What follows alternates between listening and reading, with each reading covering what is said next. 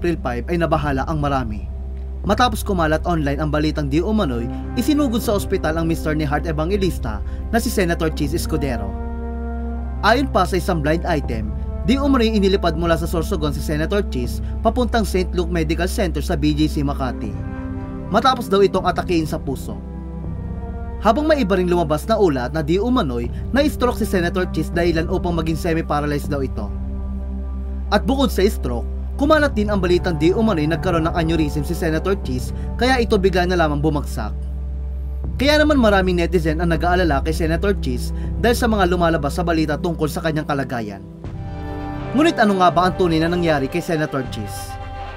Matapos ngang pumutok ang mga balitang di umano'y inatake sa puso, na-stroke o di naman kaya nagkaroon ng aneurysm si Senator Chis, ibinahagi ng ilan sa mga malalapit sa kanya ang tunay na nangyari sa kanya.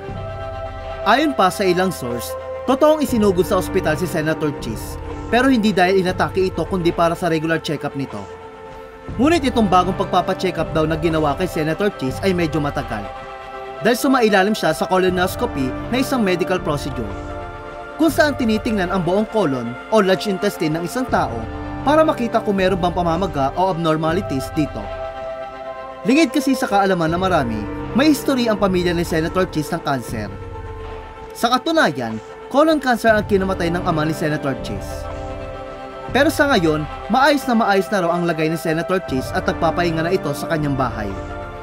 Patunay nga rito ang latest Instagram live ni Hart kung saan makikita pa si Senator Chis na masaya habang nagpapagupit ng buhok. At bagamat 54 years old, mukha namang malusog at feeling young at hard pa rin ang senador.